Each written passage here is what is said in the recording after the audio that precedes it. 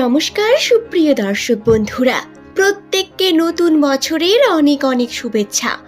নতুন বছরের নতুন দিনগুলিতে এস নামের মানুষদের রাশিতে যে যে বিষয়গুলি বর্তমান জানুয়ারি মাসের 2 তারিখ তাদের সঙ্গে যে ঘটনাগুলি ঘটবে, আজ এই ভিডিওতে আমরা সেই সম্পর্কে বিস্তারিত জানব।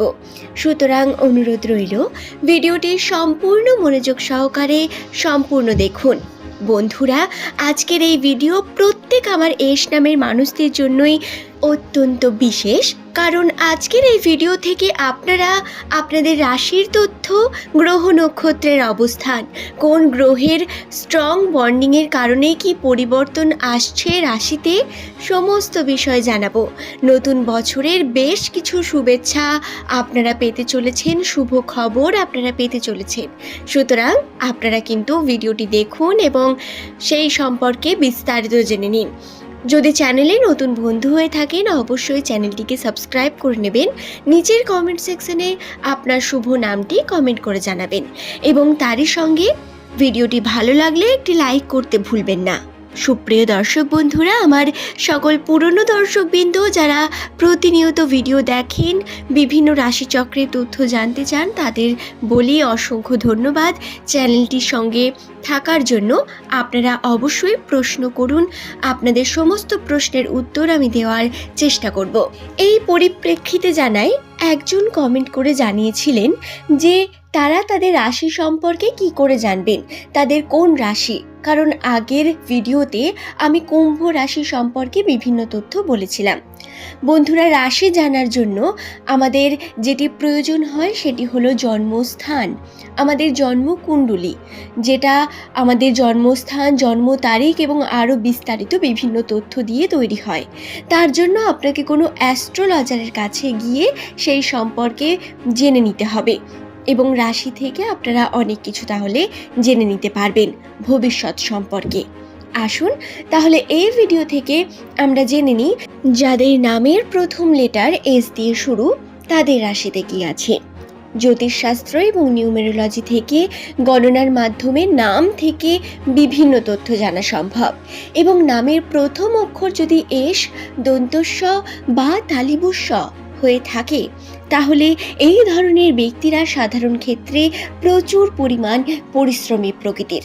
অন্যদের তুলনায় এদের ভাগ্যচক্র সম্পূর্ণ আলাদা, কর্মদক্ষতাও এদের মধ্যে প্রবল হয়ে থাকে।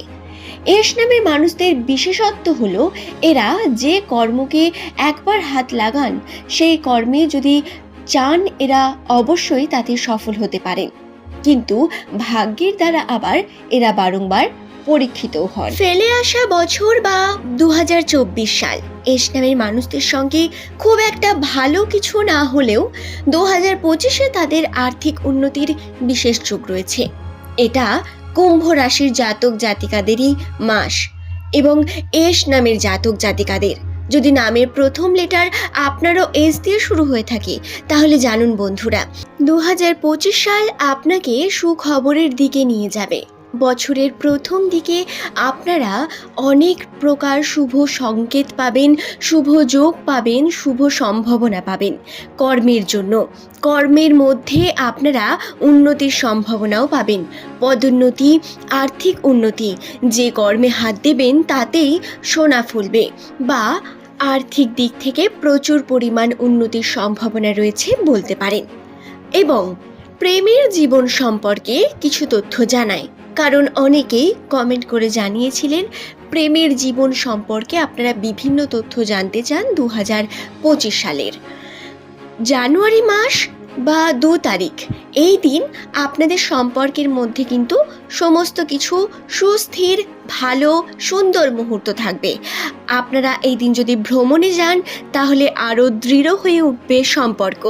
তবে এটি আমি কেবল জানুয়ারি মাসের 2 তারিখের কথা বলছি, আমি 2025-এর কথা বলছি না, কারণ 2025-এ কিন্তু এস নামের মানুষদের সম্পর্কের দিকে খুব একটা ভালো যোগ নেই। কিন্তু শুভ যোগের মধ্যে যেটি বর্তমান, আপনারা শুভ সংকেত পাবেন বিভিন্ন দিক থেকে।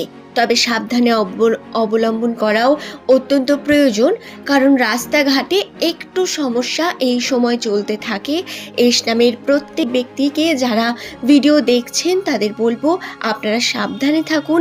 যে কোনো স্থানে যে কোনো জায়গায় গন্তব্য করার সময় সাবধানে যান, রাস্তাঘাট দেখে শুনে পারাপার হন, যাতে কোনো রকম সমস্যা বা কোনো রকম বিপদ আপনার সঙ্গে না ঘটে তার চেষ্টা করুন।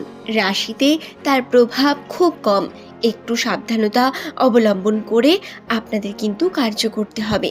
বন্ধুরা, কর্মই সব, কর্মের মাধ্যমে আপনি সব করতে পারেন। এবার বলি গ্রহ নক্ষত্রের অবস্থান সম্পর্কে। গ্রহ নক্ষত্রের অবস্থান অত্যন্ত সুন্দর, পরিবর্তনশীল এবং ধীরে ধীরে এই পরিবর্তন আপনাকে পজিটিভ দিকে নিয়ে যাচ্ছে। চন্দ্রের স্থিরতা যা আপনার মাইন্ডকে স্থির করবে। যে মাইন্ডসেট আপনি নিয়ে চলছিলেন, আপনার যে সমস্ত সমস্যা হচ্ছিল মস্তিষ্কের মধ্যে, মানসিক চাপ চলছিল, তার পরিমাণ কমবে। অনেক বেশি জিনিস শিখবেন এবং ম্যাচিওর হয়ে উঠবেন।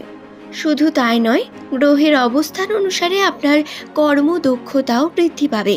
কর্মের মধ্যে আপনি স্কিল ব্যবহার করলে সেই কর্মে অবশ্যই 100% আপনি উন্নতি করতে পারবেন। তবে অন্যের কথা শুনে বা অন্যকে যুক্ত করে নয়, নিজে কার্যটি করলে আপনি সম্পূর্ণতাতে সফলতা পাবেন। কারণ অন্যের দ্বারা যদি করেন তাহলে তার রাশিও কিন্তু এক্ষেত্রে যুক্ত হবে। মঙ্গল এবং বৃহস্পতির অবস্থান আপনার আর্থিক উন্নতির প্রতীক। গ্রহের এই অবস্থানের দ্বারা আর্থিক উন্নতি আপনার ঘটবেই। বন্ধুরা, আপনাদের অবশ্যই চেষ্টা করতে হবে আর্থিক উন্নতি ঘটানোর, কারণ কোনোটাই আকাশ থেকে এসে টাকা পয়সা পড়ে না, আমাদের চেষ্টা করতে হয়। এবং যে বিষয়টি আমি আপনাদের জানাবো সেটি অনেকেই বলেছেন যে কোনো রকম পরিবর্তন হচ্ছে না বা আর্থিক উন্নতি কোনোভাবে হচ্ছে না।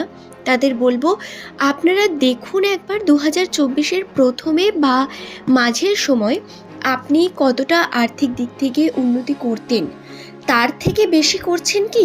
যদি করেন তাহলে জানুন আপনার উন্নতি কিন্তু হচ্ছে। কারণ রাশি বা গ্রহ ঝট করে পরিবর্তন হয় না, ধীরে ধীরে হয়। এবং যদি কোনো রকম দেখেন যে উন্নতি হয়নি, তাহলে হতে পারে আপনার সেটা কর্মের দোষ, বা হতে পারে আপনার গ্রহ নক্ষত্রের মধ্যে কোনো দোষ আছে, এবং আপনার কুণ্ডলিতেও কোনো দোষ থাকতে পারে। বন্ধুরা, কুণ্ডলির পরিমাণ শক্তি সব থেকে বেশি হয় আমাদের উপর, সুতরাং কুণ্ডলী কিন্তু গুরুত্বপূর্ণ হয়ে থাকে এক্ষেত্রে। আপনারা সেটি একবার দেখিয়ে নিতে পারেন কোনো জ্যোতিষ্কের কাছে। আজ এই পর্যন্তই। আশা করছি ভিডিওটি ভালো লেগেছে। ভিডিও সংক্রান্ত কোনো প্রশ্ন থাকলে নিচের কমেন্ট সেকশনে কমেন্ট করুন। ধন্যবাদ প্রত্যেককে।